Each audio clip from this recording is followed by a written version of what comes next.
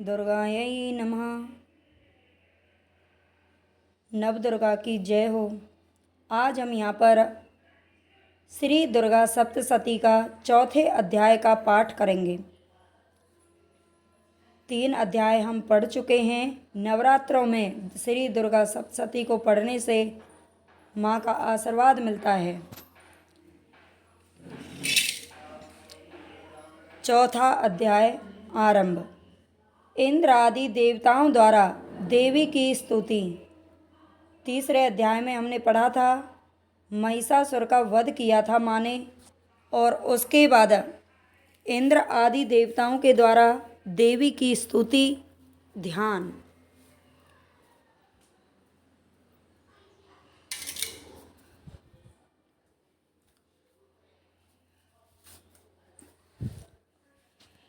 सिद्धि की इच्छा रखने वाले पुरुष जिनकी सेवा करते हैं तथा देवता जिन्हें सब ओर से घेरे रहते हैं, उन जया नाम वाली दुर्गा देवी का ध्यान करें।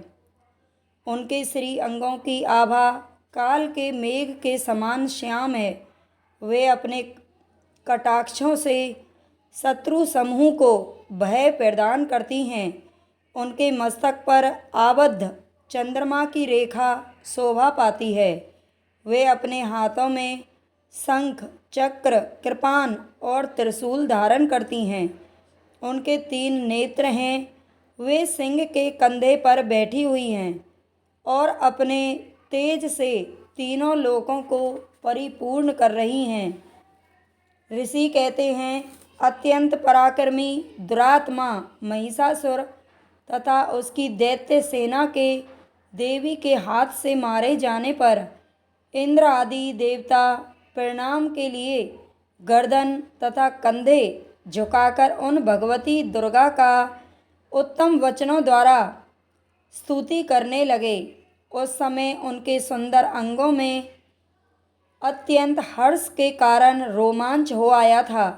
देवता बोले, संपूर्ण देवताओं की शक्ति का समुदाय ही जिनका स्वरूप है तथा जिन देवी ने अपनी शक्ति से संपूर्ण जगत को व्याप्त कर रखा है, समस्त देवताओं और महर्षियों की पूजनीया उन जगदम्बा को हम भक्ति पूर्वक नमस्कार करते हैं।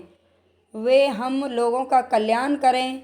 जिनके अनुपम प्रभाव और बल का वर्णन करने में भगवान शेषनाग, ब्रह्मा जी तथा महादेव जी भी समर्थ नहीं हैं, वे भगवती चंडी का संपूर्ण जगत का पालन एवं अशुभ का भय का नाश करने का विचार करें। जो पुण्य आत्माओं के घरों में स्वयं ही लक्ष्मी रूप में, पापियों के यहाँ दरिद्रता रूप में, शुद्ध अंतःकरण वाले पुरुषों के हृदय में बुद्धि रूप से, सत्पुरुषों में श्रद्धा रूप से तथा कुलीन मनुष्यों में लज्जा रूप से निवास करती हैं, उन आप भगवती दुर्गा को हम नमस्कार करते हैं। हे देवी, आप संपूर्ण विश्व का पालन कीजिए। हे देवी, आपके इस अचिंत्य रूप का असुरों का नाश करने वाले भारी पराक्रम का तथा समस्त देवताओं को और दैत्यों के समक्ष युद्ध में प्रकट किए हुए आपके अद्भुत चरित्रों का हम किस प्रकार वर्णन करें। आप संपूर्ण जगत की उत्पत्ति में कारण हैं।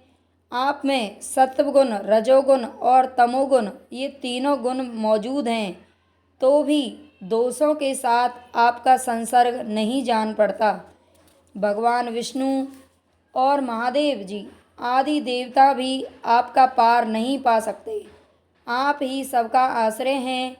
यह समस्त जगत आपका अंशभूत है, क्योंकि आप सबकी आदिभूत अव्याकृता परा प्रकृति हैं। हे देवी, संपूर्ण यज्ञों में जिसके उच्चारण से सब देवता तृप्ति लाभ करते हैं, वह स्वहा आप ही हैं। इसके अतिरिक्त आप पितरों की भी तृप्ति का कारण हैं, इसलिए सब लोग आपको स्वधा भी कहते हैं। हे देवी, जो मोक्ष की प्राप्ति का साधन है, अचिंत्य महाव्रत स्वरूपा है, समस्त दोषों से रहित, जितेंद्रिय है, तत्व को ही सार वस्तु मानने वाले तथा मोक्ष की अभिलाषा रखने वाले मुनिजन जिनका अभ्यास करते हैं वह भगवती पराविद्या आप ही हैं। आप शब्द स्वरूपा हैं। अत्यंत निर्मल ऋग्वेद, यजुर्वेद तथा उद्गीत के मनोहर पदों के पाठ से युक्त सामवेद का भी आधार आप ही हैं। आप देवी, त्रयी, तीनों वेद और भगवती छयों ऐश्वर्यों से युक्त हैं। इस विश्व की उत्पत्ति एवं पालन के लिए आप ही वार्ता के रूप में प्रकट हुई हैं। आप संपूर्ण जगत की घोर पीड़ा का नाश करने वाली हैं। हे देवी, जिससे समस्त शास्त्रों के सार का ज्ञान होता है वह मेधा शक्ति आप ही हैं। दुर्गम भव सागर से पार उतारने वाली नौका रूप दुर्गा देवी भी आप ही हैं। आपकी कहीं भी आसक्ति नहीं है। कैटव के शत्रु भगवान विष्णु के वक्ष स्थल में एकमात्र निवास करने वाली भगवती लक्ष्मी तथा भगवान चंद्रशेखर द्वारा सम्मानित गौरी देवी भी आप ही हैं। आपका मुख मंद मुस्कान से सुशोभित है। निर्मल पूर्ण चंद्रमा के बिंब का अनुकरण करने वाला और उत्तम सुवर्ण की मनोहर कांति से कमनीय है। तो भी उसे देखकर महिषासुर को क्रोध आया और सहसा उसने उन पर प्रहार कर दिया। यह बड़े आश्चर्य की बात है। हे देवी, वही मुख जब क्रोध से युक्त होने पर उदय काल के चंद्रमा की भांति लाल और तनी हुई भौहों के कारण विकराल हो उठा, तब उसे देखकर जो महिषासुर के प्राण तुरंत नहीं निकल गए, यह उससे भी बढ़कर आश्चर्य की बात है। क्योंकि क्रोध में भरे हुए यमराज को देखकर भला कौन जीवित रह सकता है। हे देवी, आप प्रसन्न हों। परमात्म स्वरूपा, आपके प्रसन्न होने पर जगत का अभ्युदय होता है और क्रोध में बढ़ जाने पर आप तुरंत ही कितने कुलों का सर्वनाश कर डालती हैं। यह बात अभी अनुभव में आई है, क्योंकि महिषासुर की यह विशाल सेना क्षण भर में आपके कोप से नष्ट हो गई है। सदा अभ्युदय प्रदान करने वाली आप जिन पर प्रसन्न रहती हैं वे ही देश में सम्मानित हैं। उन्हीं को धन और यश की प्राप्ति होती है। उन्हीं का धर्म कभी शिथिल नहीं होता तथा वे ही अपने हष्ट पुष्ट स्त्री, पुत्र और भृत्यों के साथ धन्य माने जाते हैं। देवी, आपकी ही कृपा से पुण्यात्मा पुरुष प्रतिदिन अत्यंत श्रद्धापूर्वक सदा सब प्रकार के धर्मानुकूल कर्म करता है और उसके प्रभाव से स्वर्ग लोक में जाता है। इसलिए आप तीनों लोकों में निश्चय ही मनोवांछित फल देने वाली हैं। माँ दुर्गे, आप स्मरण करने पर सब प्राणियों का भय हर लेती हैं और स्वस्थ पुरुषों द्वारा चिंतन करने पर उन्हें परम कल्याणमयी बुद्धि प्रदान करती हैं। दुख, दरिद्रता और भय हरने वाली देवी, आपके सिवा दूसरी कौन है जिसका चित्त सबका उपकार करने के लिए सदा ही दयाद्र रहता हो। देवी, इन राक्षसों के मारने से संसार को सुख मिले तथा ये राक्षस चिरकाल तक नरक में रहने के लिए भले ही पाप करते रहे हों, इस समय संग्राम में मृत्यु को प्राप्त होकर स्वर्ग लोक में जाएं। निश्चय ही यही सोचकर आप शत्रुओं का वध करती हैं। आप शत्रुओं पर शस्त्रों का प्रहार क्यों करती हैं? समस्त असुरों को दृष्टिपात मात्र से ही भस्म क्यों नहीं कर देती? इसमें एक रहस्य है। ये शत्रु भी हमारे शस्त्रों से पवित्र होकर उत्तम लोकों में जाएं। इस प्रकार उनके प्रति भी आपका विचार अत्यंत उत्तम रहता है। खड्ग के तेज पुंज की भयंकर दीप्ति से तथा आपके त्रिशूल के अग्रभाग की घनीभूत प्रभा से चौंधियाकर जो असुरों की आंखें फूट नहीं गई, उसमें कारण यही था कि वे मनोहर रश्मियों से युक्त चंद्रमा के समान आनंद प्रदान करने वाले आपके इस सुंदर मुख का दर्शन करते थे। हे देवी, आपका शील दुराचारियों के बुरे बर्ताव को दूर करने वाला है। साथ ही यह रूप ऐसा है जो कभी चिंतन में भी नहीं आ सकता और जिसकी कभी दूसरों से तुलना भी नहीं हो सकती, तथा आपका बल और पराक्रम तो उन दैत्यों का भी नाश करने वाला है जो कभी देवताओं के पराक्रम को भी नष्ट कर चुके थे। इस प्रकार आपने शत्रुओं पर भी अपनी दया ही प्रकट की है। वरदायिनी देवी, आपके इस पराक्रम की किसके साथ तुलना हो सकती है? तथा शत्रुओं को भय देने वाला एवं अत्यंत मनोहर ऐसा रूप भी आपके सिवा और कहाँ है? हृदय में कृपा और युद्ध में निष्ठुरता, ये दोनों बातें तीनों लोकों के भीतर केवल आप में ही देखी गई हैं। हे माते, आपने शत्रुओं का नाश करके इस समस्त त्रिलोकी की रक्षा की है। उन शत्रुओं को भी युद्ध भूमि में मारकर स्वर्ग लोक में पहुंचाया है। आपको हमारा नमस्कार है। हे देवी, आप शूल से हमारी रक्षा करें। अंबिके, आप खड्ग से भी हमारी रक्षा करें तथा घंटा की ध्वनि और धनुष की टंकार से भी हम लोगों की रक्षा करें।